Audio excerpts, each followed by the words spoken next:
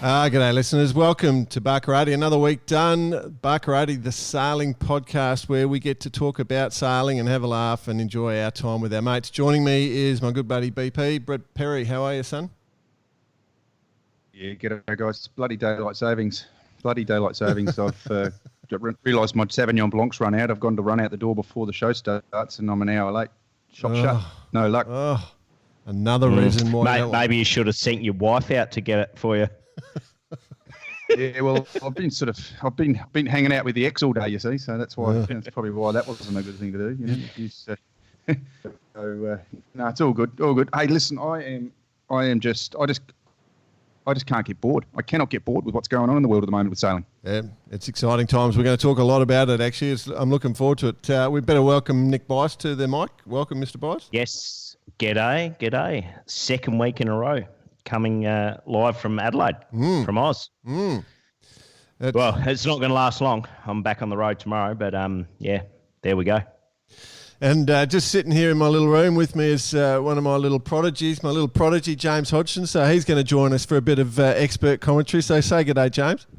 G'day, everyone. Hope it's all going well. Expert commentary is probably not what I'm going to give compared to these three guys, but I'll give it a good hard crack. Good man. Very professional. I like that. Nice. Yeah, it was nice. Hey, guys, there's so much to talk about. Should we just roll straight into it? Yeah, let's do it. Okay. So we're going to talk the America's Cup boats are out. We're going to talk a whole range of things, World Sailor of the Year, all sorts of stuff tonight. But we're going to start with what has just occurred. The mini transit has just started. We've been on hold for 2 weeks and it's just started. And we've gone big in Barkarati. We have actually stepped up the budget. We've gone from like zero budget to we've afforded our own European correspondent. In fact, we've got a French correspondent, Mr. Drew Peacock. Are you there, Drew? Come in. Hello. Hello. Bonsoir, Drew. I do not know. Where are you currently situated, Drew? La Rochelle. La Russia? What? Oh, I do not know. It was not me. I can't do this. We tried. Right. So we are just not active. Before you go though, maybe you should have got some of that Sauvignon Blanc. That is a bit of a French drop. I tell you what, I'm still writhing over it. I'm sitting here. It's just anyway. Hey, listen, yes, mini transit. Yeah, let's go. They're finally off. Yeah, Drew Peacock. We'll speak to him more later. I'm sure that he'll get better at a time. I heard he's sitting in a pub somewhere up there watching the tracker. As we all are. Yeah. So they're headed off yesterday, and what looked like a fairly light start. They're on their way down to obviously down to the Gran Canaries. It's about 1,400 miles, so just a little jaunt on your own. Might as well do it. And a 21-footer across the Bay of Broken Boats or whatever, certain death, whatever you call it, Bicey. Yeah. Bay of certain death, yes. And looking at a little benign at the minute, which is good. Benign and onto the nose, and I think once they get past Finisterre, it's downwind. So it'll be get around the corner as quick as you can around Finisterre and just take off. That's what I look. It's the common. Yeah, it's the common story of this race. I mean, this particular part of the race is always really difficult, and the timing of it all as well. I mean, we're 2 weeks delayed, but the safety is the paramount of all 87 competitors, and due in A, the boats, and B, the level of sailors, they have to try and get everyone around that corner. Finisterre is not a fun place to be if there's a nasty one coming. So good luck to them all, obviously, in that. But they're all heading out there at the moment. So if you watch the tracker, it's actually quite exciting. They're all lasting along at about 9 knots, 10 knots, which is pretty quick for a 21-foot yacht. Yeah, so they must be on a bit of a reach because there's like a little ridge just sitting up the top of Finisterre, which they've got to get across. They started in fairly light winds, about 8 knots on the nose. So they've obviously cracked sheet slightly, and those things do go pretty well, especially close reaching. They go quite well, don't they, BP? Yeah, they do. I mean, it's realistic, and this part of the race as well. They're all very heavy. They've got their all their supplies on the boat. Water is obviously one of the big things that they have to have a lot of at the start of each. These legs, the long leg in particular. This leg, they're still fully stocked up. There's a rule they have to have enough water to obviously survive. On top of that, they've got they're basically they're out in the Bay of Biscay, which is just can be quite horrendous, especially on these boats. I mean, I remember 2013 with Richard Hewson on our boat. He was he said it was pretty gnarly. But the corner at Finisterre as well. That's always a dangerous part of the world on any boat. Doesn't matter what you're on. Yeah. But, so BP, quick one. So in 2013, when you were there with Richard, what kind of segments of the fleet are there? Obviously, you got the protos and the prototypes, and you've got all the series boats. But as far as like the full-on professionals, the adventurers, the actual guys who are just do it just to a bucket list thing, like how is it like a third, similar to the Bondi Globe, or a little bit different? I think there's probably in the series fleet there's probably 10 or 15 sailors that are all within within a bee's wahoo of each other, and they will stay together. Generally, that's how it happens. And generally, if you look at the trackers, it is all tactically orientated. They're smart, they're switched on sailors, and those boats will actually keep up with sort of the probably the mid to top of the middle of the range of in the protos. So the series guys will actually keep up with the slower protos easily. Then you go back through the sort of middle of the fleet, which is sort of where all the tussling happens, and those guys really sort of hang out together a lot. And then obviously you've got the people that are just giving it a crack at the back. Speaking of which, tell us about your Russian mate. Yuri Fersov, legend in the sailing world. He's a character, true character. He had one of our boats, and he did the 2015, I think, 2015. And he decided to go straight from Canaries to the finish line, whereas everyone went around followed the trades and did everything properly. Just a straight line. I think he finished 2 or 3 days behind the boat in front of him. But he came dead motherless. Yeah, well, maybe. Everything I read was in English about the Great Circle Route, so I'm not sure. Maybe it was just mistranslated.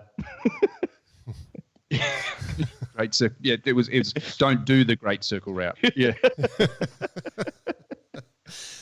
Oh dear. So there's 87 starters. They got underway from La Rochelle, and they've got to stop in Gran Canaria, 1,350 miles, and then they head on to Brazil. So looking at the routing data, you're probably looking at about 7 days to get down to Gran Canaria from this. Looks like Julian... Yeah, no. Go on. Keep going. Oh, sorry.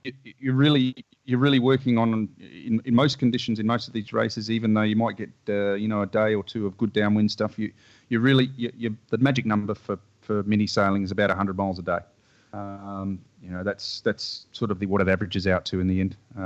Sounds like not a lot, but that's how it pans out. There's whether it's no wind or adverse wind. 100, 120, 130 miles a day is a good day. Yeah, well, there's a front coming, so if they can get in front of that and charge, it looks like they're going to have a pretty good time. They had a little bit of a windward mark they put in, so not really matters who got there, but I can give you the first 3 if you want to know, going around the corner. BP, did you have a look? Yeah, no, you can go for it. We'll just for the listeners, the race tracker is actually very good. The mini transit site, minitransit.fr, is got all the information there. It's really up to date. It's a good site. So yeah, go for it. One weakness though is they don't have any videos coming off the boats. We're not going to get any videos coming off the boats because they don't have that technology on board. So. Well, it's a bit hard to use a single sideband transceiver radio to send a video. Julian Bethlehem was first out. Alex Trahin was second, and Hendrik Witzman was third around the first mark. So, and then they bore away and they're on the reach. And as BP said, they're doing about 9 knots at the moment. There is a front coming through, so they want to get around that top corner of Portugal and start charging. So it'll swing. It's southwest at the moment. It'll swing northwest, and then they'll be just smoking it straight across until they hit the doldrums. Yeah, it's really a race down to that area, and then whoever handles the Canaries the best. That can be quite a tricky place to sail as well. Bear in mind, these boats are basically 6.5 metres long and 3 metres wide. So the second there is no wind, you could just imagine the wetted surface area takes over, and they become very painful, very, very painful and very slow. Yeah, cool. All right, happy with that? Happy. We. I'm not too happy. Drew P. Not too happy with Drew Peacock. I think he didn't really come through very well. No. I think it was a bad line. It was a bad line. We might have to go and find another French correspondent. We'll come up with a better name. All right, exciting times. I cannot wait. All right, I just tried my little. We've had. Mate, no, it's the Queenslander thing. You guys don't do daylight saving, so it's just, Yeah. We've had technology issues, and I ran my little transition thing, and it just didn't run. And then about 10 seconds later, it's run. So I have no idea what's going on there. Let's talk America's Cup. We've finally got off. Mate. Hey? How good is it? How good is it? How good is it? It's insane. So good. I tell you what, I've been been lucky enough to do a cup back in 2007 in Spain, and the build up for when you're inside the cup is it's phenomenal, and it's one of those sort of things you to tick that off in a lifetime is fantastic. But one of the things back then was it felt like that the rest of the world didn't really know what was going on. But I can tell you what, this last 4 weeks or so is just insane with the amount of people that are getting on the bandwagon and how many experts there are out there. I mean, have you realised that? Out of control. And lucky we don't hold ourselves out to be like that. No. Let's talk about the boats. Let's not talk about us. So, first off, who's got it right? Anybody got any opinions on that? The feeling I get out of the 4, 2 were kind of doing the same thing. Yeah. And the other 2 are doing their own thing. Well, so we got 2 and then 1 and 1. Okay. I was going to sing a bit of a Sesame Street song, but I don't think I would. But I think Prada and Team New Zealand are looking quite similar. Yep. In my eyes. Yep. Different foils though. The foils are a bit different. That's what I'd say. Yep. In saying that, keep in mind they're probably going to sail around with a different foil on each side until they can actually set up or know exactly what they're going to do. Yeah. The Forley Keeley things. Those Forley Keeley. In saying, then we obviously got the America Magic, which we've all seen and like, and it looks very steady and stable. And then, well, it reminds me a bit of one of those, what is it, the Toyota FJ Cruiser? It is so ugly, it is so good. You reckon it's ugly? Yeah. It's not pretty. It's not aesthetically pleasing to the eye, no. No. But in saying We've already that, discussed this year. We've already discussed this year. it's so good. We've already discussed this year. We've already discussed this year about pretty boats versus versus ugly boats and what seems to be the trend. I mean, maybe they're taking it to the next level. Right. Okay, so what can we see? First off, we can see, like Bicey said, there's a bit of similarity between Team New Zealand and Luna Rossa Challenge. Slightly different go on the foils, quite a bit of difference in the foils, which is going to be the thing that's in the water. But in terms of releasing the boats out of the water, that bottom hull shape, the Team America has gone for a scow shape as much as they can. Our friends from the UK, if you actually take that side element out and look at it from front on, it's not as scowy, but it's the same sort of flat scow bottom that the Americans have gone. I don't really know what that high side is, except for to reduce the frontal area is what they've done, is all I can think that they're. But the thing I find interesting, if you look from the top of all these boats, they've all got that sort of curved backbone going through the boat. So obviously the end plate thing is critical. Okay, and that goes back to what you were saying before, BP, with aerodynamics is going to be one of the big players. Well, I was just speaking to Greg earlier about it. He's the guy I do a bit of stuff with in the aero world, and he and I both are in agreement. There's still no one talking about it. There's still no one really knowing how it's going to pan out. And I mean, they've obviously got all their computer models. They've also got everything sorted to come up with these hull shapes. But there's a lot of differences in theories in that side of it. Now, one of the things that I sort of see a little bit different to, especially American Magic, is they've gone for that type of boat where the wetted surface area will come down quite a lot before they're foiling, when they're healing a little bit. And I think that's the same thing with Ineos, that they just get that little bit of heel on before they actually get to that acceleration point. And I think wetted surface area is going to be the big thing. And I don't know who's got it right. I'm not saying I know, but I'm just saying that that's going to be the fight, getting the things in the air, isn't it? Well, I don't know. What yes and no. I mean, it'll be a disaster of an America's Cup if it was based on boats that are half submerged, half falling. They have to be fully falling the whole time. So I wouldn't be surprised if there's an actual wind limit that guarantees the boats are falling the full way around the track. Well, there is a wind limit. Yeah, but it just hasn't been. All my point is that there's going to be hadn't been announced. There's going to be match. Yeah. No one knows what it is. There's going to be the points where you're effectively match racing, and you're going to be trying to hold each other out. I mean, how big a part is the dial up going to play? How big a part of holding people off and trying to slow people down is going to play? All that sort of stuff. Knowing that you can get on the foil quicker. I mean, that's going to be my area of interest for sure. Mm. Yeah. So I don't know. Like, I just don't know. There is one team that knows what the wind limits are going to be. Correct. Yeah. So that's something to bear in mind when you're looking at the foil development and so forth. So there's 3 teams that don't know what the wind limits are going to be, and for sure, I think it's all about staying on the foils. But what you're saying, BP, is in the dial-up, if you can drop someone off the foils, it's getting back up as quick as possible. Is where you think that the gains will be. I mean, sure, if you touch down, getting back up is going to be, who gets up quickest is going to be critical. But is that more the foils or the hull shape?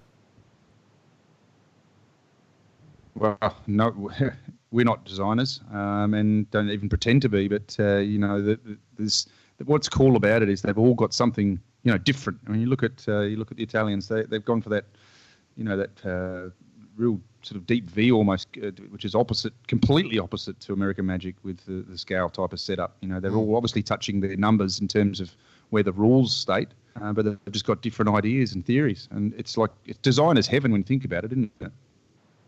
Yeah, absolutely. Well, or structural engineers heaven. I actually think the hull itself means absolutely nothing.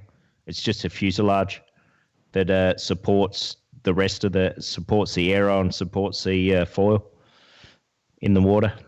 And when you're falling, and you would not ever plan to fall off the foil. No. But who knows? Yeah. So, I got young James here, who's probably the hottest little match racer in the country at the moment, and potentially one day could be steering one of these boats. What do you when you look at those 4 boats? What do you think, bud? Yeah, I obviously think it's still very early days, but 4 pretty large beasts are going to be flying pretty soon, and obviously the Kiwi boat and the Americans are proving that it can be done pretty easily. So I'm pretty interested to see how Prada and obviously the British boat come along. I think, like you guys have already said, there's some very, very large differences in them, and what works and what doesn't work is probably anyone's guess at the moment. So we got 4 of us here, guys, and we got 4 boats. So do we want to have a vote on which one we like best? I'm biased, so okay. Declare your bias. Yep, 100%. I'm American Magic because we've got some vested interest in that one. Okay. Yep. When you say we, just semi-rigid wings. Well, yeah, we did have a little bit to do with that. The company that I'm involved with, so that's sort of what's going to come up over the next couple of weeks on Bar Karate. But we look. I just think that for me, I've just got a soft spot for it, and that's how it is. All right, Bicey? I'm going to put in 2 votes. Aesthetically pleasing to the eye, Team New Zealand, for sure. Yep. I love the look of the boat, beautiful lines. As for who's doing the best job at the moment, American Magic. Yeah. Okay, I probably would say those exact things. I do find Prada quite attractive, but just not as the Luna Rossa one, just not as attractive as the Kiwi one. What about you, James? What do you like, just from a looks perspective? Looks, I have to agree with Bicey here. Definitely the Kiwi boat, as much as I don't like to admit it as an Australian. Definitely looks pretty slick. Hey, James. You're getting taught well from the super coach. By the way, he's married to a Kiwi. But no, I think from all the footage that's been shown and all the mule testing stuff, it definitely looks like American Magic is pushing the limits right now. Yeah, it's pretty cool. So if we go back through our memories, about 2 months ago, Patrizio Bertelli, who is the man behind Luna Rossa that's funding the whole Italian challenge, he said that the boats were too much, and he's come out again, or he's been chatting to a journalist who's shared that information, where he's talked about how difficult the boats are, and the electronic control systems have added an extra $20 million in cost, and we'd probably have more boats sailing if we hadn't gone this far. So did you guys see that during this week? Not the 20 million price tag. No. For a simple PLC, but I wouldn't mind being the person doing the programming for that. Yeah. But no, I think rumor has it he wanted a monohull. Yeah, we know that. Everyone else in the America's Cup wanted a multi-hull, so Doltz gave him basically a multi-hull that has a big monohull in the middle. So it's he kind of got a bit ripped off if it was actually like his decision or meant to be his decision, is my thoughts. In saying that, who actually cares? It's so cool seeing what's coming out here. And who cares if there's 3, 4 or 30? At the end of the day, it's the America's Cup and it's 1 versus 1. So I love it. Yeah. I think we tapped on that a while ago as well. We tapped on the America's Cup being the America's Cup, and I think that everyone has to sort of pull their head in a little bit, I guess, and just enjoy the ride, because I'm seeing some pretty cool stuff, and that's what I said to you earlier. I can't get bored at the moment. I love it. Yeah. So Bossi alluded to Bertelli did actually pull out the Luna Rossa Challenge, pulled out of the last America's Cup, and then backed in the Team New Zealand. And part of that deal was he became the challenger of record. So for those who don't quite understand, with the America's Cup, everyone wonders why it changes all the time. It's an agreement between two yacht clubs, the defender and then the first team to challenge. They decide everything. And if they can't decide, then they have a challenger of record race. That's it. So that's what's gone on. So Bertelli had that, he was out on the boat with the New Zealanders as soon as New Zealand had won the last America's Cup, and he had actually backed them. So, a lot of the agreement was already in place, and it was always going to be a monohull. We knew that from a long way out. But he was I think he was alluding to like a Volvo, a 60-foot version of the Volvo boats with a few sort of falls. That's what I think he was expecting. But Guillaume Verdier came up with a little bit more of an advanced sort of play. Exciting times. We might have to get Drew Peacock to actually report on Guillaume, how that came about. Yeah, Drew, he'd be good. He'd be good. I thought you were going to, maybe we could find an Italian correspondent to go and talk to the luminosity. I've been putting my feelers out, and we got Peter Margarita is going to be joining us soon. Pete. I think Drew and Pete know each other quite well. Yeah. So speaking about the cup boats, 4 cup boats are out there, and of course one of the most coveted is the Luna Rossa Challenge, and they had their christening this week, and it had me looking into a few sort of christening traditions. But I must admit, you see their boat there, and who noticed the bunting up the forestay and down the backstay? No, I didn't. Well, I can tell you, opening day 1988 Port Lincoln Yacht Club Holdfast Trainer, I was running bunting then. Now, I couldn't find it in the traditions, in the Italian traditions, but you've got the most state-of-the-art boats going around, and then you've got a boat just hoisting a bit of bunting up the forestay and down the backstay. I found it unbelievable. Everyone in their red pants, got the tyres on, just looking swish as, and you've just got a bit of bunting. Hey, now for a Holdfast Trainer, James, is a little boat that the kids start out in. It's peculiar to South Australia. So if you want to imagine what a Holdfast Trainer is, if you think of an esky, right, and then you put a little tiny spinnaker pole in it and a little main and a little jib, and then you just pour the kids into them. They're not very big. They're probably the size. Well, eight foot long. It's basically an Optimus hull. Yeah, with a main and a jib. Yeah, would you want to have a go? Give everything a try at least once, but doesn't sound that appealing to me. Your nieces and nephews are out there at the moment, Bicey, I notice. Yeah, exactly. Yeah. There's still a few oldies kicking about. Unfortunately, not from a competitive standpoint. Well, the bunting. I'd love to see the bunting.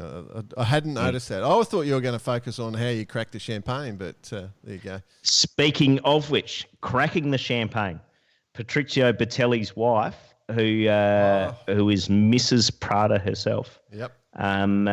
She cracked the champagne.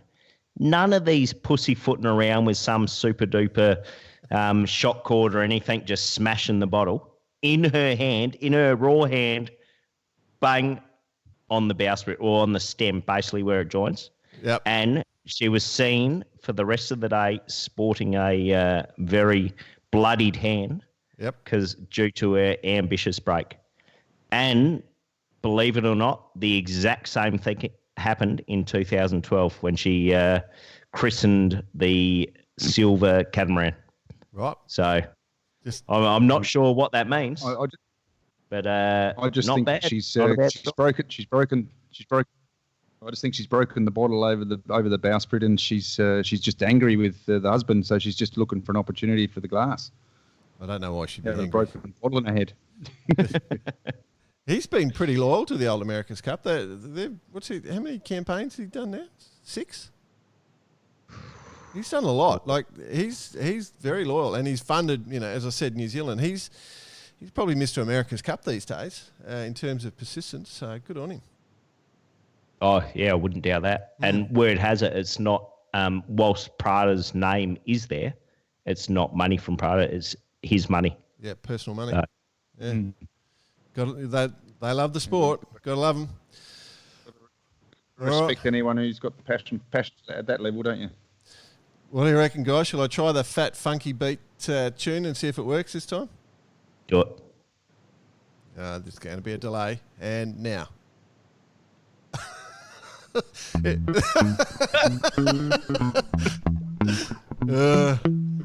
Gentlemen, I've got young James sitting next to me, so we're going to talk to him a little bit more in a sec. We're coming to his world of expertise, but he's starting to think about going offshore. What do you need to think about if you're going to go to sea for the first time? And I'm talking clothing, I'm talking food, I'm talking how to operate the safety gear. Like if you're getting onto a boat and heading offshore first time, what are the things that you do to make sure you get back alive and then we make sure you get back first? Just quickly, are we in the 28% of not being serious, or the 62%? No, serious. I want to go. I want to go serious. There's people out here listening to this thing that be getting on, looking at going on a boat the first time. BP, you spend a lot of time offshore, particularly the single-handed and double-handed stuff. Bicey, going around the world, because you can't make friends easily, so you've just got to spend your time at sea. Pretty much in the crude version. So I just thought there'd be a few little points. I thought let's actually be serious and actually add some value to somebody's life. It's a tough one. Yeah. I mean, I'm happy to kick it off, and I'll speak a little bit from personal experience and both sides of the coin. First of all, you need to almost buddy up with someone on your particular boat who has the experience. So if you're on a FAR 40 or a TP 52 or whatever it is, and you're heading off on your first Sydney to Southport, if you're the young fella or young female for that matter, you almost want to buddy up with someone who has experience and who's done the race, and you say to them, in this particular situation, what is the best thing to do? And I'll guarantee you 100% that particular person will give as many, many tips as they can. Because, like I said, the other side of the coin, just even this year in the Adelaide Port Lincoln race, had a young fella on board, and he came up to me and said, what should I look out for? What should I be doing? Just keep me on my toes, make sure I'm aware the whole time. And actually that gives me the incentive to keep him in that instance just really, really going. Of course, we can talk about the safety side and what sort of clothes you can buy and wear and what have you. Reality is, my first Sydney Hobart, I wore a pair of tracksuit pants. I didn't even know what thermals were. I just saw this bloke on the boat. He had these striped pants on. I'm like, what the hell are those tights? That's a little bit risque. Apparently they're thermals. But that knowledge exists now. So I can't really give too much insight from that side. But as far as I think the buddy up scheme, I reckon that's the key. Like, as much as you can write it in a book or tell someone, or we can discuss it here, but if you can find someone on your boat that you trust, to just say, look, take me under your wing, help me out, tell me what I should be doing, shouldn't be doing. I think that right there is essential. And it ranges from what you eat, what you don't eat, coffee, your watch system, everything like that. So I think that is key. Cool. Yeah, good on you. That's probably some pretty big points there to cover. So yeah, I'd probably agree with all of that, or definitely agree with all of that. I think from my side of it, the clothing side of it is something I'd like to touch on. I think a lot of people get sort of, how do you say it, sort of misled, if you like, with what to buy. And I think keeping it really simple is really important. So, your base layer, middle layer, and top layer, if you've got that stuff sorted out, then, you're in good shape. If you start going, 3 jumpers and, like you said, your tracksuit pants and your footy socks. And wetsuit boots, by the way. Straight out the cockpit of the laser. Going to struggle, and it's So from my side of just the if a young guy come up to me, or we got into in a Hobart this year, for example, which is is looming and it's starting to hot up. That is a very important thing to make sure that everyone on the boat is got the right gear. I mean, there's just no reason in today's technology that's around to be suffering out there. That's the absolute truth. Probably the next thing, which is really important, is food. And one of the things we discussed during the week, that 72 cheeseburgers just doesn't cut it. 3 buckets KFC, not far off. And can I tell you, that is a true story. Both are true stories. True story. So do you want me to?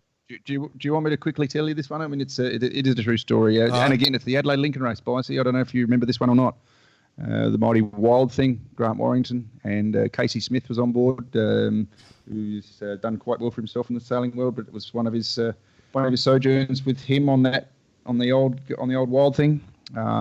They just had a microwave put in. I went, oh, that's cool. Back in the day, microwave in a boat, yeah, awesome. We can do anything we want, sort of thing. And next thing you know, these boxes arrive and out they pop. 72 of them, 72 cheeseburgers. That's it. Oh, yeah. That's your dinner. That's your lunch. That's your breakfast.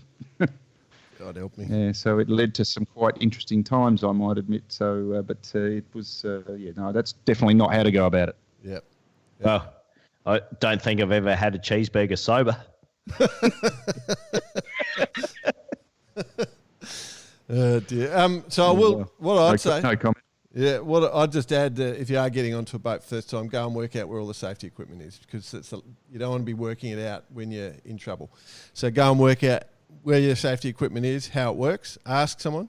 Just make sure that Just say, if you don't want to be embarrassed, just say, I just want to check to make sure. Work where that safety equipment is, and I always used to carry in my pocket in my wet weather pants a big bag of Redskins, the old Redskin lollies that you used to suck on, the sugar, because I've been on plenty of boats where the food's run out with a day or two to go, and the Redskins, I'm happily marching around with my little Redskins in my mouth, having a bit of sugar hit and keeping going, whereas everyone else is starting to get hangry and grumpy and all that sort of stuff. Word has it, Knocker used to get around with a steak or two in his pocket. I was just about to say Knocker's got a story of a chicken in his pocket, but it was for the race 2 weeks later. He went, what's in my pocket? He pulls out this chicken that sort of wasn't a bit worse for wear. For those who don't know who Knocker is, Anthony Noster, who is the Australian Finn representative at the Olympics a few times, so he's quite renowned. Things have changed. Actually, well, just colourful character to say the least. I was going to say on the clothing, when I first did my first offshore, I was still going. We used to wear the jumpers soaked with lanolin that still had a bit of lanolin left in, so you smelt like a wet sheep. So you'd never go to sea with a Kiwi. You would never go to sea. Oh, you beat me to it. You've been sitting on that all week. No, it just hit me then. Oh, awesome. All right, so we've given enough tips. We're happy with that? Let's move on. Good. I'm not going to waste my time with that stupid... But it's the most important thing. James has obviously asked the question. What does he think? James, what do you think of all that lot? You reckon you've got something to work with there? Yeah, definitely. I mean, I did Sydney to Southport last year, and clothing was definitely something that I was worried about. And luckily I had the right base layers, mid layers, and obviously had some good musto gear. So I was fine clothing wise. Food was good. We weren't on that high of an aspect racing boat, so we were microwaving our spaghetti bolognese most nights, and it was enjoyable. Cool. Just make sure you know how to work your... As long as there's no chicken in your pockets. That's it. Make sure you know how to work your life jacket. Make sure you know how to your PLB and how to clip on. That's probably it. Right, boys. I'm not going to trouble the transition tune anymore. I think it's worth. Let's quickly go on to the World Sailor of the Year. We've seen the nomination. One more go.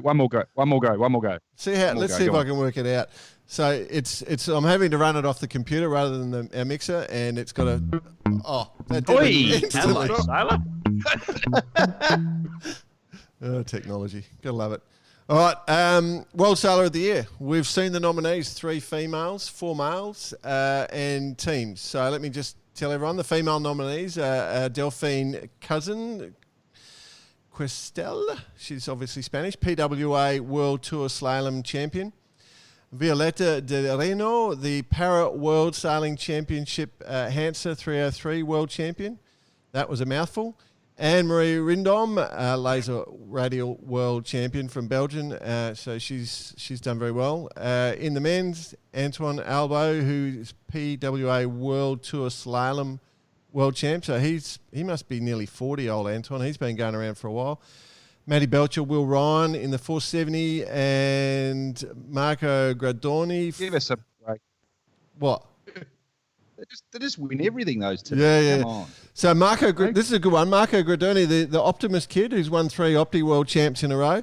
And then, of course, Francois Joyon. Yeah, the Route to One winner. So the women. So you've got a slalom champion, you've got a para world sailing champion, and you've got a laser radio world champion. Who are you picking? First question, the slalom champion, like how often's this been in?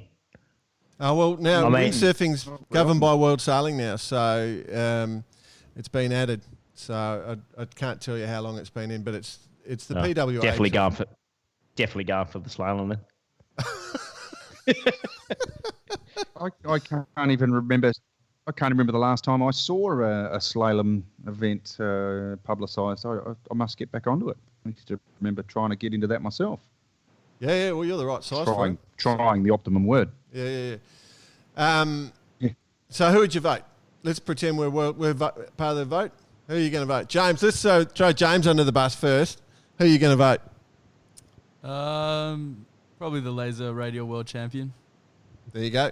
He has no... Isn't that fair? Come on. Snap. Para mí porque estoy español, I'm going to go for the... see, the Spanish is a lot better than the French. Yeah. I'm going to go for Miss Del Reino of Spain. Yep. Okay. Yeah. Boss? No, I haven't thought too much into it, to tell you the honest truth. Oh, right. So I've let you down on that one. How about you, Joe? And Anne-Marie Rindom, the Belgian ladies radio world champ. She's sailing really well. She's won a couple now. And she's going really well. She's sailing some... But, I mean, there's more complicated boats to sail than lasers, so I'd like to see other things out there. So, well, maybe... I must admit, I'm a bit disappointed with the field. Yeah. Tell you the honest truth. I feel the same. In the men's, slalom, 470, Opti, or... Opti, Marco. I agree. Opti. Yep. Deserves it. Definitely the Opti. Absolutely. Future champion right there. Future superstar. The guy trains like a pro. I was bumped into Francesca Klapic she's an Italian Olympic coach when we were in Italy last week, and she was talking about what the work he puts in. So, yeah, I'd go the young Opti kid. He's been unbeatable for a couple of years, so good on him. Mm. Yeah, bravo, Marco. Does he speak English? We should get him on the show. Yeah, it's a good idea. Let's do it. Okay, and World Team of the Year. This is interesting. So, Alinghi, in their D35, GC32, the Australian Sail GP team, Wild Oats 11, and the American boat Wizard, which is an old Volvo 70 that's doing plenty well offshore. Yeah, it's a bit of an offshore-inshore type thing.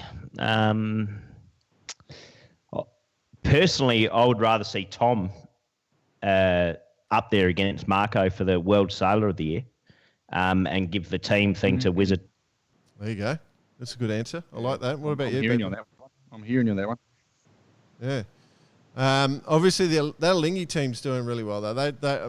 They've sort of focused in on the cats and stuff, but, you know, they pop up in all sorts of events and they're always at the front, whatever regatta it is. So they're a really good team. So I think they should almost get a lifetime award, to tell you the honest truth. Yeah. Like, they've been a formidable team for 20 years now.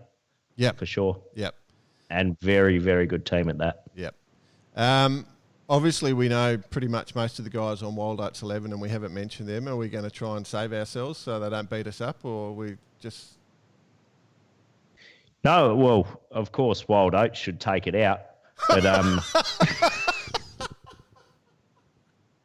and what I would actually love to see is actually everyone on Wild Oats on Boxing Day dye their hair as black as Rico's hair and just... could be Rico lookalikes. It's kind of like the Richie Beno lookalikes, but they could all look like Rico. Oh yes. Hey, now those boys listen. So no disrespect, we're just having Aussies laughing. No, not at all. No, I've done some time with them, so yeah. Not at all. Yeah, no, those boys all listen in, and we're all good. We're good mates with most of the guides on the Wizard crew as well. So, and the Sail GP team. I don't know anyone in the Alinghi team, but they're sailing well. So, anyway, all right. So, announced 29th of October. Put it in your diaries. If you're nominated, then you've probably already got it in your diaries. You nominated, James? Not this year. Ooh, I like that. That's a good answer. Bravo. All right. A protege of the Supercoach. Bar Karate Lager, boys. What have you got? We've been talking it up. There's things happening. We came up with our marketing song. We were on fire. Well, unfortunately, they didn't go for the marketing song. Just hold your horses on that one. But I overrode them.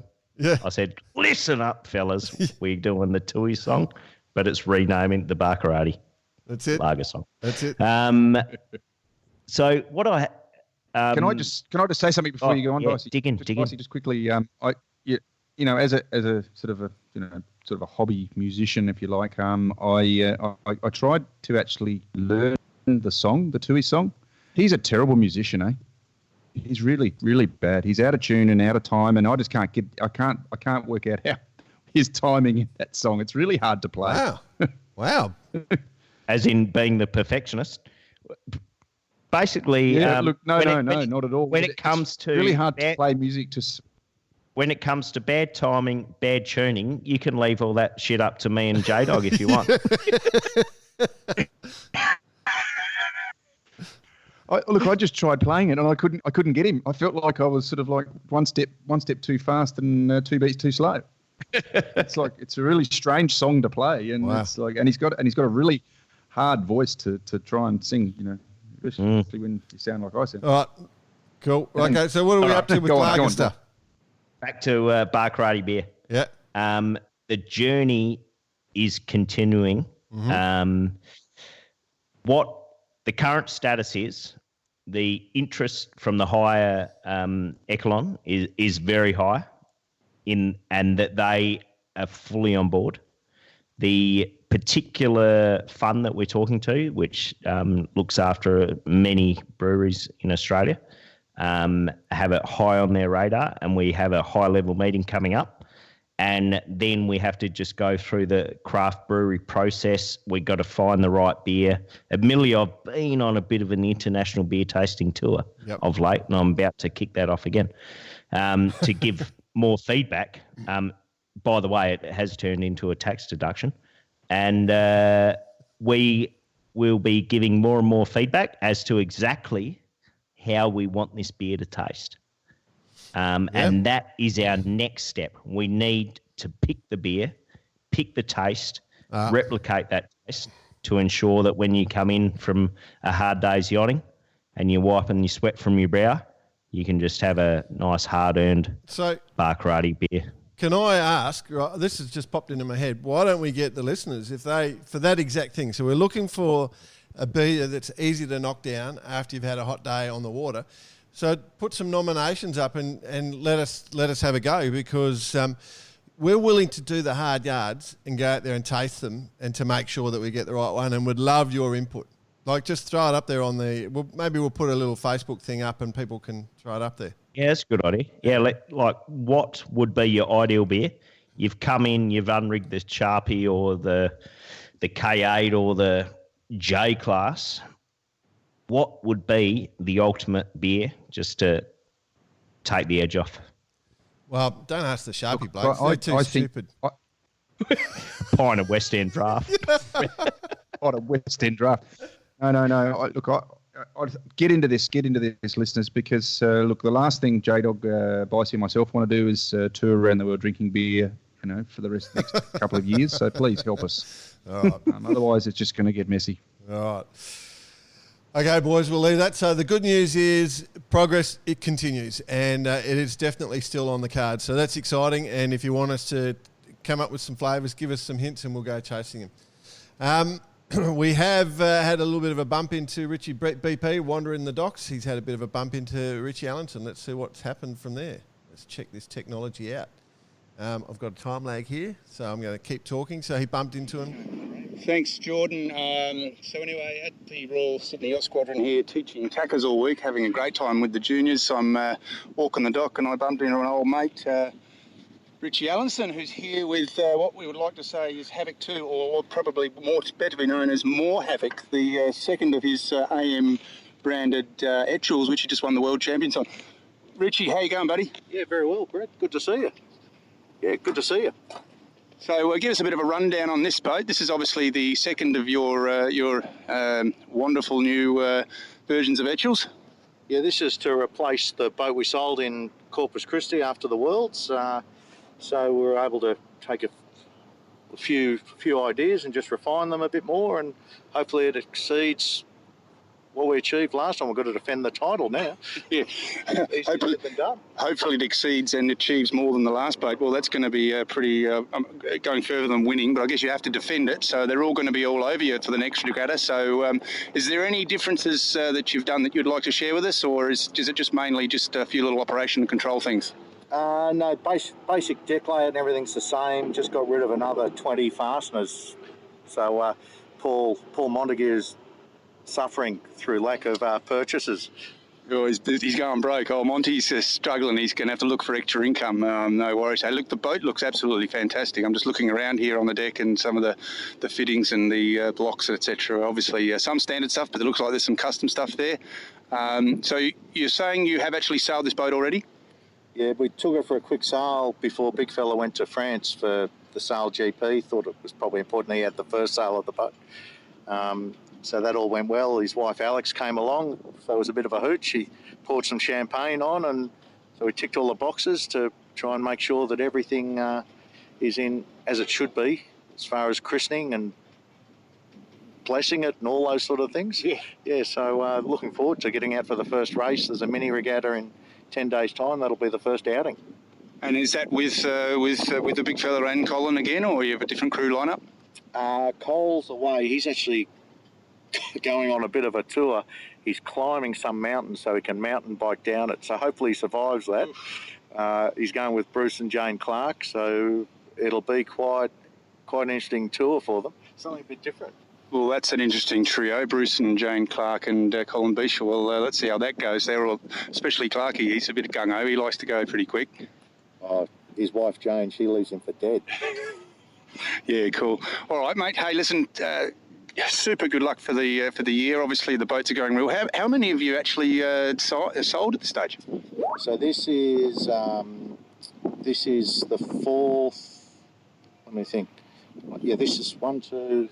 This was the third or fourth one of the AMs. We launched JCs last Friday, so that's fifth. And then get the new Magpie next week and start working on that one. And then Bertrand's boat before Christmas, launch in November. He's obviously keen as mustard to get into it and take a break from Swimming Australia duties. So we'll have the 1, 2, 3, 4, 5 of the boats at the Nationals in January in Brighton. Fantastic. Well, we'll keep an eye on it, and I'm sure we'll have you on Barkarati from time to time. And thanks again for your time, and good luck for the upcoming regattas. Thanks for having me, Brett. Cheers. So, BP, I could see you sort of grimacing through that audio because you could hear the wind noise, obviously. So you'll get rid of the wind next time. You'll have to wait for suss it out. Wrap a little bit of foam over your phone, mate. I think it's the computer at your end. It didn't sound that bad at my end when I did it. No, just put a little bit of foam over your phone. No. Yeah, in all seriousness, the boat looks absolutely wonderful. You should have a look at them. I mean, Etchels are, when you look at Etchels, there's some really nice ones, but this particular one is, these Pranda boats, Richie and the guys have done a wonderful job, and obviously has done great for the Australian boat building industry to have this amount of stuff going on with Innovation Composites down there in Nowra. There you go, Mark Rao. Give you a bit of a plug. But it's a wonderful looking boat. So, James, actually, I think you steered a boat at the last Etchel Nationals. You just jumped on and did a bit of a steer. Did you notice, though, the new AM boats at all, or was it sort of all too new for you? I didn't actually take that much notice. I had a lot on myself, but you can definitely tell the good boats just from the aesthetics, and some of the Etchells are very, very appealing boats. Yeah, so the boat, the AM, Richie Allenson and Ian Murray sort of put together the ultimate sort of boat. Is there anything that you notice, BP, when you look at it that makes them look really different? I mean, just everything is in the right place, and everything is neat and tidy. Simple is probably the key. I think some people get a little bit, they sort of try and make it a bit too complicated. And when he talks about getting rid of nuts and bolts here and there, I think it makes a huge difference. And just the way they've done it, I mean, it looks easier to sail than the standard Etchell. I've sailed some Etchells, and you just go, it's just all over the place. From sailing TPs almost 10 years ago now, like they were a complicated beast. And you look at the boats now, and it's just super, super simple. They've got rid of every single bit of weight you can, just due to simplifying the whole thing. So, for example, there's no driven pit winches now. You're driving off the windward primary, whereas the trend 10 years ago was having driven pit winches and things like that. So it's all about weight. It's all about just keeping things simple and easy to use. So, yeah, I'll concur. Yeah. All right, well, if you sort of wanted to know more about those boats, I think episode 5 we recorded a long discussion with Richie Allenson. So if you want to go and have a bit of a listen back on that one, you'll learn quite a bit. He was very open. It was a good interview. Yep. Good man to listen to. And he was really excited to talk about his boats, and obviously it's a success story in itself. I mean, to be able to not only win the Worlds, but to end up with so many boats on order, especially here in Australia, where the market's never easy to build boats in Australia due to various reasons. But they've nailed it. Yeah, cool. All right, moving on. BP, you've spent the last week trying to usurp my self-appointed title of Super Coach. How are you going, mate? How are you going? I don't know what you're going on about, mate. It's all too easy. Good. Hey, well, based on that, gentlemen. Oh yeah. Bice has got an offer. What have you got, Bice? Are you guys willing to diversify? In the coaching world? I don't think it's a dual role. It's going to have to be an individual. So basically, you've got to.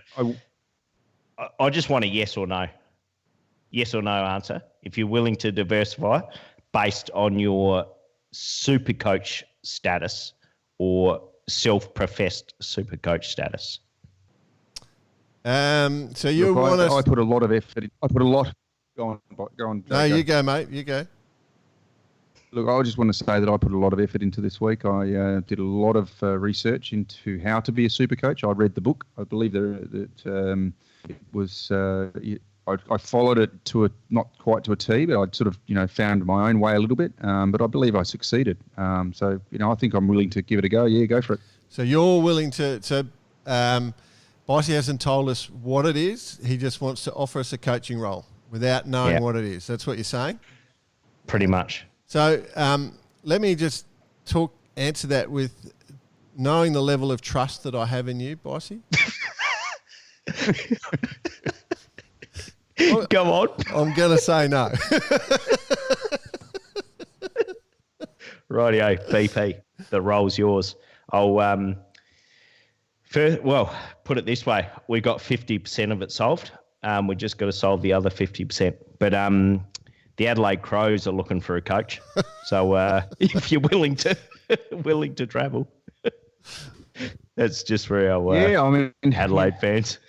It's all about team building, and that's what you do when you're in this level. I mean, being a super coach doesn't just mean you're focusing on your actual expertise. You're actually pulling a team together, and that's what I can do. I can pull a team together.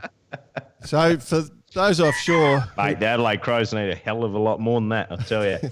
But enough of that, because only about our Adelaide fans will understand. Yeah, I was just going to say, for those who aren't from Adelaide or are from offshore and don't understand what we're talking about one of the professionals AFL, Australian football teams. So Australian football is a sport where they take a red ball and run out on the field and just sort of slap at each other gently, and then occasionally they score a goal. Careful. Comments from the Supercoach. It's not. It's from the Supercoach. Yeah. Anyway, Transition. Move on. Random thought I had this week, guys. You talked about our promotional song. The marketing team didn't like our promotional song. I thought I'd get some evidence. I just wanted to see if I could find where we are on the charts. Have you ever looked up for a song on the charts? No. No? Tell me more. So if you're a musician and you want to make it on the charts, you can make it on the all genre, the R&B and hip-hop, adult, pop, country, rock, dance, Latin, Christian, jazz, holiday, ringtones, Spotify and international charts. So I don't know where to start looking. Where do you think crappy beer ad would be? That'd be under holiday or Christian or driving songs. Driving songs. Actually, ringtone. Actually, not Ringtones. Oh, dear. Driving song. Oh, idiot. Idiots. Anyway, all right, we'll move on. You idiot. Any secret pro news? Negative. Nothing this week. Oh. Been very quiet. Right. Well, there's been a bit of sailing going on. If we go, first off, the Australian Youth Match Racing Championships have been run and won. So congratulations to James, Australian Youth Match Racing Champion. So you are currently the Open. You won that last year, didn't you? The Australian Match Racing Champs. So, and then you are the crew member of the World Youth Match Racing Champs. So are you the best match racer in the country at the moment? Definitely not. No, I've had a really good year match racing and was super productive and obviously had so many opportunities, so it's been great. Traveling the world and doing something you enjoy at the same time is definitely a win. So if you go and look at the results, if you go and have a look at the results, it was pretty much an annihilation. You just went through the field and beat them in every race, and then in the final you tried your best to throw it away, didn't you? Yeah, we tried our best, and the umpires definitely tried their best as well. But controversy, tell us more. No, we just broke a rule and got a red flag penalty and had to drop our kite and then rehoist, and at that point the other boat was well and truly gone, but we deserved the penalty, so that was all. So then what did the umpires do wrong, James? Nothing. I'll just try and blame someone else. You've learnt from the Supercoach. So tell us, James, what are you sailing these days for the to take it out? What boats? So basically, every yacht club in Australia is trying to buy Elliott 7s, it seems. So New Zealand has them as well. So Royal Sydney Yacht Squadron, Royal Prince Alfred Yacht Club, and the CYCA all have Elliott 7s. So most of our circuit in Australia is done racing them, and they have a symmetrical kite option or an asymmetrical kite. And yeah, this past week we were using the asymmetricals, which is always a bit of fun in breeze.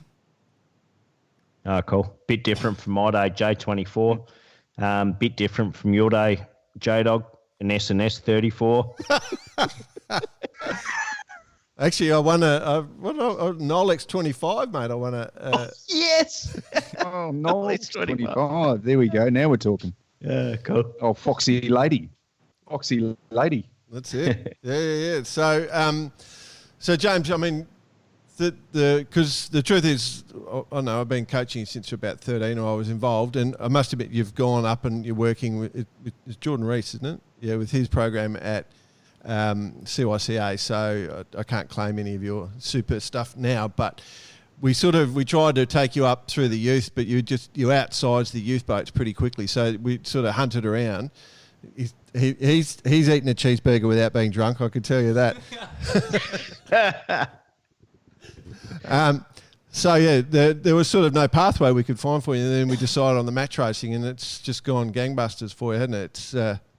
I mean, winning the Worlds. Tell us about that. That must have been just incredible. Yeah, it was pretty unreal experience, especially being over in Russia. Before we went, all the old blokes around the yacht club were super excited that we're going back to Russia where they competed 25 years ago. So yeah, it was definitely a really cool place, and obviously to have that on your resume is not a bad thing at all. But yeah, it was a really, really great experience, and super grateful for getting that opportunity. So what's next for you? What happens now? Basically, we're just pushing hard for the Youth World spot next year for Australia. So Tom Grimes, who we won Worlds with this year, has decided to focus on his university. So guess that kind of leaves me next. So hopefully the yacht club decides to send me. But our campaign basically started last Monday. Our first training session as a team, and then obviously did the Australian Youth Match Racing Champions as a team, and yeah, it all went really well. So we're just going to push hard from here, put in the hard yards, and hopefully it all goes our way. Yeah, cool. It's good to see, mate. So, obviously I'm pleased as punch to see you're doing so well. What I would like to ask you is, obviously this week we can't just focus on the Australian stuff. We had New Zealand match racing champs as well. So that was the open one. Did you have a look at those results? Yeah, I did. It was a bit of a shame that both regattas were on at the same time. But yeah, Nick Egnott Johnson, I'm sure many of you listening have heard his name. He's killing it at the moment. So yeah, he definitely deserved that title. Racing against his coach, actually, Ruben Corbett. Yeah, I'm sure that would have been exciting racing over in Auckland. So if we did this final and I raced you, who would win? Is that a question? Statement. Nailed it. No, we'd have to see. Jesus. He's obviously got a different comedic coach. Yeah. All right. So anything else there? Did you hear from New Zealand? Anything you heard at all? Not really. I just know they had super light winds on the last day, hence why they didn't do all the full schedule. But yeah, hadn't chatted to those boys today. Okay. The other one that was on at the moment, the US match racing champs. As far as I can work out, they're still in the round robin stages.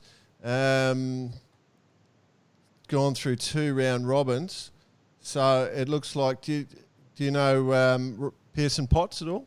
Yeah. We raced against Pearson Potts in San Francisco earlier this year, and yeah, he's a pretty good sailor. Is that our US correspondent, Pearson Potts? Oh, I knew it was coming. No, I have raced against a bunch of those people, and obviously lots of match racing going on at the moment, so it's pretty exciting if you're interested in any of that stuff. So who's going to win out of the US one, we reckon? So the other one that to look at there probably, maybe Jeff Peterson? Yeah, he's a red-hot young American match racer. He's come over to Australia probably the last 3 years to compete in our summer events. So I know Jeffrey pretty well, and yeah, he's definitely one to look out for. Yeah, cool. I think our US correspondent is a woman. We've got Yolanda Plain as yeah, it's got her. I'll tell you what, if people are listening to this going, you guys are idiots, then fine. Just if you're not happy with what we're doing, just you're correct. Send money. We are idiots, but if you're not happy with how we're doing it, just send money so we know you're unhappy, all right, and we'll change. So, yeah, that's the easiest thing. And then, of course, we can move on. The other thing that's happening at the moment is the Melges 24 World Champs in Sardinia in Italy. That's a horrible place to go, isn't it, Mr. Both of you guys? Yeah, I could think of worse places. Absolute glamour. Talked about it before. They'll be on the rosés for sure. Oh, absolutely. So any tips? Have you guys had a look at this? Place to sail. Yeah, absolutely. I think they've had the pre-world, so Team Bombarda took that one out. So they should be just starting this week, so we'll be able to give you a bit of a results update. But if you are having to go and sail a sports boat, Sardinia is a damn nice place to spend some time in that beautiful part of the world. Have you sailed there, James? No, I have not. If somebody wants to pick up the red hot little match racer and wants to get him on their boat, what should they do? Ask me. Maybe just look up James Hodgson on Facebook or something and get in touch with him. Give the guy. One of the reasons I put a lot of time for James, and he'll probably admit that, because he's got the right attitude, and that's, I think both you guys would admit, that's probably the most critical thing in being a good sailor. Yeah. Here. Well, you got to be able to sort of crack the jokes that he's been cracking. That's as far as I'm concerned. He's nailing it. Right. The RC40. What did we say? Oh, sorry, Jody. What did we say? You can be a good sailor, but you can be a dickhead and a good sailor. Remember that old dickheads. saying? What did we say? No dickheads. Yeah, no dickheads. Are we allowed to say that? Just did. All right. James is old enough. Yep. Not sure about Marco. If we get him on, though. Yeah. Well, we'll leave that alone. Go on, BP. I was just going to say, and Pearson Potts. Yeah. Oh dear. Right, RC44's name. RC44's in Still laughing. Porto Montenegro. They're 9 races into their 14 race event. So the Russians, I think, or Slovenians are leading the way. Their Team Tarif are leading the way at the moment, 27 points.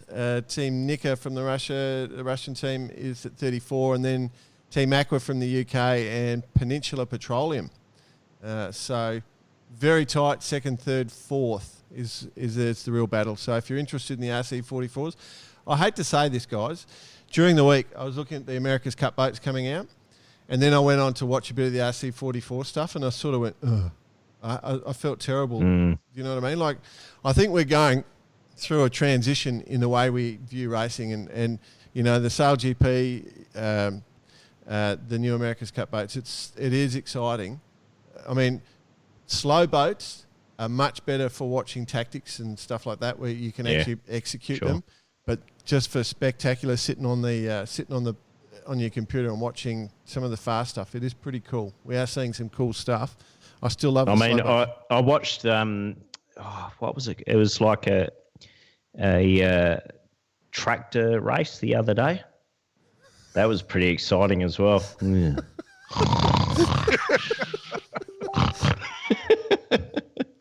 But then I watched some Formula One, and that was good. Formula One. I'm with you. It's a fine line. The traditionalists, what we grew up with. It's hard to step away. In saying that, though, it's like you say, it's tricky times, exciting times. Some cool stuff going on. All right. Well, here's a genuine one. It came up in conversation. Yep. Came up in conversation today in the CYC how these modern boats are attracting a whole new crowd. So that's my little two bobs worth. Well, we're definitely attracting a new crowd, and I've got to say, the way that we put Barkarati together is attracting a new crowd too. It's probably not the sort of crowd they want. You know, obviously we're a little bit loose, but Barkarati, fast and loose. Look, I've just got to go back onto the Pearson Potts thing, and I just want to make everyone know outside Australia why I find it funny, because in Australia, a pot is a beer, and that's why it's funny. So just bear that in mind, okay, everyone? Pearson Potts. Oh dear, love it. That was a good try and get out of jail free card that you tried there, but we all know exactly why you're laughing. Yeah, just you got the wind down music there, Jay? Yeah, we'll get him out. Hey guys, it's genuinely, we've got 4 people here. We need 3. The Dragon 90 Regatta is about to start. The old Dragons, the 90-year anniversary of dragon sailing. 160 dragons from 26 nations are gathering in San Remo in Italy for their International Dragon 90th Anniversary Regatta. I've never sailed a dragon. I'm happy to say I wouldn't mind. If we could find one, I wouldn't mind having a go.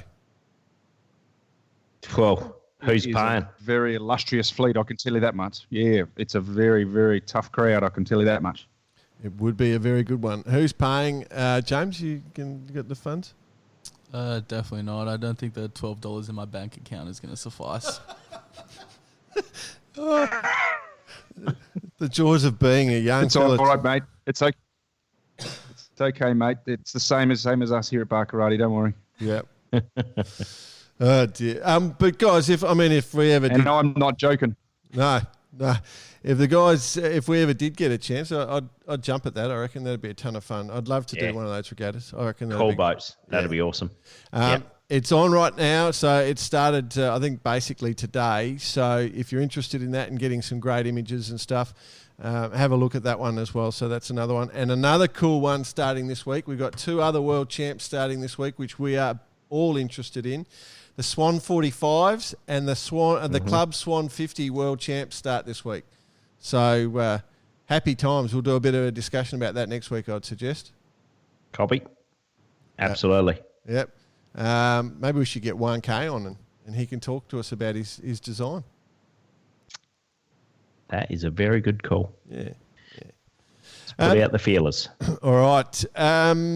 If you want to contact us, just reach out at Barkarati on Instagram, Barkarati on Facebook, 2 words, and barkarati.com, all one word, on our website. It's pretty easy to get going. I'm about to wind it down, gentlemen. I've got the quiz question. Anything else you want to say?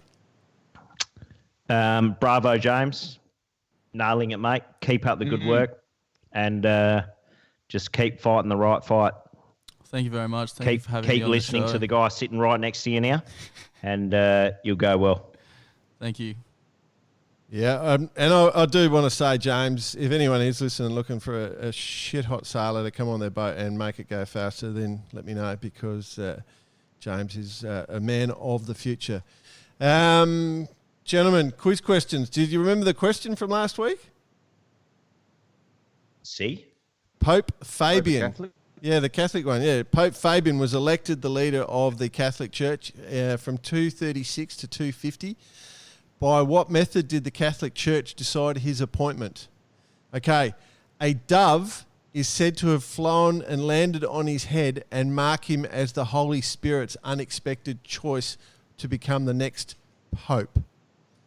So a bird landed on his head. Ask how exactly Mikhail Gorbachev should have been the Pope if that was the case. Do you know who Miguel? About to say the answer. The answer I've got here is, it says a dove is said to have descended on his head. Now that's a really strange way of saying he got shat on. It's crazy, isn't it? So yeah, there you go. So take a dove with you, put it on your head, and see how you go. Now I've got a question that I'm going to answer straight up, because you two blokes just have too much fun at my expense. Who is the youngest man in tennis to have reached the finals of all 4 Grand Slam singles tournaments? Can I ask, and it's a yes or no question, does he look like you? Some say. Jim Courier. Everybody the same name? Allegedly, yep. Jim Courier. Nailed it. That's it, Jim Courier. Okay, so the quiz question for this week, everyone. Are you ready for this one? How many Russian submarines has Pepsi Cola owned? Didn't know they were into the Colombian drug trade. I don't get that question. Why would Pepsi Cola own submarines, especially Russian ones? I've got no idea. Well, there you go. You know what's in Coca-Cola? What? Oh, dear. Right. Okay. Idiots. You idiots indeed. All right, gentlemen. Righto, so just with the technology, as I play the outro song, I've got to play it through your channel, so you two keep quiet while we do the outro stuff, all right? Thanks for being here this week. Thanks for listening to us. It's been a ton of fun, and I'm looking forward to speaking to you again next week.